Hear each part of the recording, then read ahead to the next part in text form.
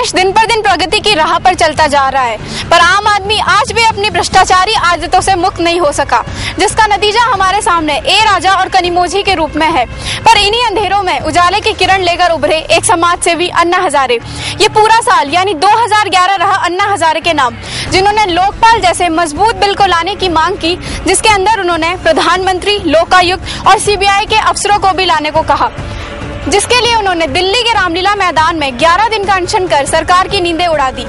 उनका ये कारवां यही नहीं रुका, उन्होंने एक बार फिर जंतर मंतर पर 1 दिन का अनशन कर सरकार की बुनियाद को हिला डाला। उनकी ये लड़ाई यही नहीं रुकी, उन्होंने आम आदमी से लेकर बॉलीवुड के तमाम हस्तियों को अपनी लड़ाई में शामिल किया। साल के अंत में भी उन्होंने मुंबई के आजाद मैदान में अपनी लड़ाई का ऐलान कर दिया। अन्ना ने अपनी मुहिम से तो करप्शन का अंत शुरू कर दिया, पर ये पूरा साल 2G स्कैम की वजह से भी चर्चा में रहा। स्कैम्स की जानकारी आपको देंगी कुसुम। धन्यवाद शीतल। भ्रष्टाचार, ब्यूरोक्रेसी, घोटाले, काला धन से बैंक अकाउंट, कैश फॉरवर्ड। जी हाँ, साल 2011 चर्चा में रहा इन्हीं सब विवादों से। भ्रष्टाचारी लोग भ्रष्टाचार करके जो भी पैसा कमाते हैं वो जाता कहाँ है? जी हाँ, वो जाता है स्विस बैंक अकाउंट में, जहाँ इन 300 करोड़ से भी ज्यादा की संपत्ति पे कोई निगरानी, पूछताछ नहीं कि कहाँ से आया इतना काला धन। और दूसरी ओर वहीं इस साल का सबसे चर्चित घोटाला था 2G घोटाला, और यह भी हमारे नेताओं के कारण ही हुआ। इन लोगों ने मोबाइल टेलीकॉम कंपनी में 2G टेक्नोलॉजी को लाने की आड़ में बहुत से गैर कानूनी काम किए, और वहीं ये गैर कानूनी काम किसी एक आदमी के जरिए नहीं बल्कि बहुत बड़ी चेन के जरिए हुआ। अब सवाल यह उठता है कि अगर हम उंगली उठाए भी तो किस पर, क्योंकि इनमें बहुत से जाने माने चेहरे भी सामने आए हैं, जैसे पी चिदम्बरम, कपिल सिब्बल, येदियुरप्पा, कनिमोझी, ए राजा, प्रधानमंत्री मनमोहन सिंह और साथ ही मीडिया पर्सनालिटीज भी। साल के अंत तक जाते जाते भी घोटालों की ये गुत्थी सुलझ नहीं पाई, और एफडीआई पे भी छाने लगा है इन स्कैम्स का डर। एफडीआई की जानकारी आपको देंगी हमारी सहयोगी अनुजा। धन्यवाद कुसुम। 2011 का सबसे अहम मुद्दा तथा जिसमें सबसे ज्यादा चर्चा हुई वह है एफडीआई यानी कि फॉरेन डायरेक्ट इन्वेस्टमेंट। जी हाँ, केंद्रीय सरकार ने मल्टी ब्रांड रिटेल में 51% एफडीआई का प्रस्ताव पारित कर दिया, जिसमें सरकार का मानना था कि यह कदम उपभोक्ताओं तथा कंपनियों के साथ साथ किसानों के लिए भी लाभप्रद है तथा इससे रोजगार भी बढ़ेंगे। लेकिन रिटेल में एफडीआई को वापस लेने के लिए कई दलों ने मांग की। इनके अनुसार सरकार सिर्फ एफडीआई से होने वाले फायदों के बारे में बता रही है तथा इससे होने वाले नुकसान की बिल्कुल भी बात नहीं कर रही है। फिलहाल सरकार ने एफडीआई को वापस ले लिया है। ये तो बात ही एफडीआई की। अब बात करते हैं सोने व चांदी की बढ़ती कीमतों की। सोने व चांदी की चमक तो ऐसी है, लेकिन जिसे देखकर आप हैरान हैं वह है इसकी बढ़ती कीमतें। पिछले 40 सालों में सोने व चांदी के ऐसे भाव बढ़े कि उसके बाद सोने व चांदी ने पीछे मुड़ के नहीं देखा। एक तरह से देखा जाए तो सोने व चांदी में जितनी बढ़ोतरी हुई है उतने ही उतार चढ़ाव भी आए हैं, लेकिन डॉलर के महंगे होने से सोने व चांदी में काफी फर्क पड़ा है। डॉलर और रुपए की और जानकारी देंगी आपको हमारी सहयोगी शिल्पा। धन्यवाद अनुजा। इस साल जहां भ्रष्टाचार और घोटालों के कारण चर्चा में है, वहीं भारत के लोगों को डर सता रहा है मंदी का। जी हाँ, मंदी का। इसका एक प्रमुख कारण यह भी कहा जा रहा है कि अंतर्राष्ट्रीय बाजार में रुपए की गिरावट। यूएस डॉलर्स के मुकाबले रुपया न्यूनतम स्तर पर चला गया है। इसका एक कारण यह भी कहा जाता है कि भारत में जितने भी निवेश है वो यूएस डॉलर्स में है। साल के जाते जाते रुपया थोड़ा मजबूत हुआ और लोगों के सर से मंदी का साया कम हुआ। ममता बनर्जी ने भी मंदी की खूब खिंचाई की है। ममता बनर्जी जो इस साल बंगाल की मुख्यमंत्री बनी। ममता बनर्जी की और जानकारी देंगी हमें हमारी सहयोगी स्मृति। धन्यवाद शिल्पा। 2011 ममता बनर्जी ने रचा इतिहास। बंगाल की पहली महिला मुख्यमंत्री बनी ममता बनर्जी ने 34 वर्ष के कम्युनिस्ट रूल को पश्चिम बंगाल से बाहर कर दिया है, और शपथ लेने के बाद उन्होंने सबसे पहला निर्णय लिया कि वो 400 एकड़ जमीन सिंगूर के किसानों को वापस दिलाएंगी, और साथ ही टाटा से कहा कि अगर वो चाहे तो बाकी बची 600 एकड़ जमीन पर अपनी फैक्ट्री बना सकती हैं। ममता बनर्जी का नाम इस साल विवादों में खूब उछला। किशन जी की मौत के बाद ममता बनर्जी पर आरोप लगा कि किशन जी के एनकाउंटर के पीछे ममता बनर्जी का भी हाथ था।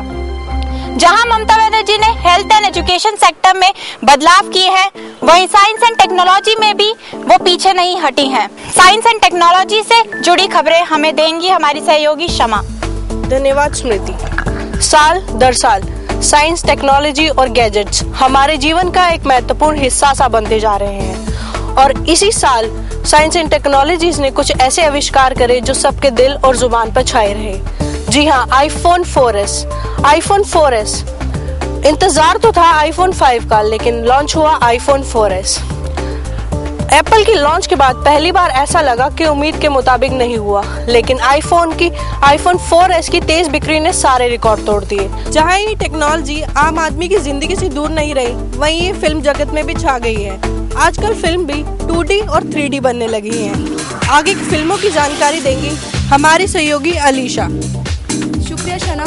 ये साल 2011 हिंदी फिल्म सिनेमा के लिए बेहद खास रहा। इस साल बहुत सी फिल्में आई और चली गईं और बहुत सी हिट फिल्मों ने अपना जादू बॉक्स ऑफिस पे भी खेला। बॉलीवुड में इस साल हर रंग देखने को मिला। कॉमेडी, थ्रिलर, रोमांस, एक्शन और सोशल फिल्मों का छाया जादू। लेकिन इस साल भी खान का जादू हर किसी के सर चढ़ के बोला। इस साल भी तीनों खान में अपनी फिल्म को हिट करने के लिए काफी कड़ा मुकाबला देखने को मिला। दबंग सलमान की फिल्म बॉडीगार्ड को लोगों ने काफी पसंद किया, तो वहीं शाहरुख की फिल्म रावण यंगस्टर का ध्यान अपनी ओर खींचने में कामयाब नहीं रही। लेकिन इस फिल्म ने किंग खान को बना दिया बच्चों का सुपर हीरो। साथ ही आमिर खान की फिल्म डेली बेली इतने विवादों में फंसे होने के बावजूद भी लोगों का ध्यान अपनी ओर खींचने में कामयाब रही। कुल मिलाकर अगर कहें तो ये साल इस फिल्म इंडस्ट्री के लिए काफी खास था। इस साल के जाते जाते कुछ महान और बड़ी हस्तियां हमारे बीच में नहीं रही हैं, जिनका जाना हर किसी के लिए एक सदमे की तरह है, जिन्हें कभी भुलाया नहीं जा सकता। आज हमारे बीच में शम्मी कपूर, MS हुसैन, जगजीत सिंह और देवानंद साहब नहीं है, रह गई हैं तो सिर्फ कुछ यादें। आइए चलते हैं और जानते हैं इन महान हस्तियों की कुछ यादों पर। मैं जिंदगी का साथ निभाता चला गया,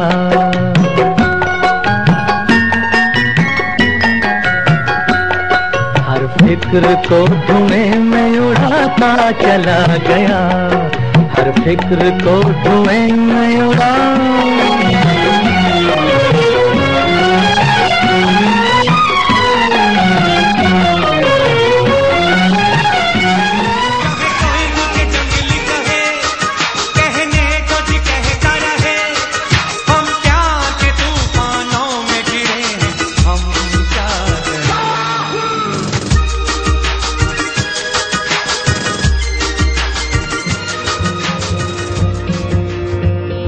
गजगामिनी प्रिया तू है मन मोहिनी, चंचल सी कोमल सी। ये दौलत भी ले लो, ये शोहरत भी ले लो, भले छीनो मुझसे मेरी जवानी, मगर मुझको समय बीतता जाता है और हम आगे बढ़ते जाते हैं। ये साल जितना ही खास था उतना ही हंगामेदार भी। कहीं शिक्षा के क्षेत्र में कुछ नया हुआ, तो कहीं पर भ्रष्टाचार को लेकर उठी आवाज, तो कहीं बाजार में उतार चढ़ाव नजर आई, तो कहीं FDI रहा एक अहम मुद्दा, तो कहीं बिछते नजर आए स्कैम्स के जाल, तो वहीं ममता बनर्जी ने संभाली बंगाल की सत्ता, तो कहीं साइंस एंड टेक्नोलॉजी ने की नई खोज। ये तो थी इस साल की बात। हम आशा करते हैं कि आने वाला साल भी खुशियों से भरा हो। हमारी इस खास पेशकश में बस इतना ही। वर्ल्ड न्यूज की पूरी टीम की तरफ से नववर्ष की शुभकामनाएं। Happy new year.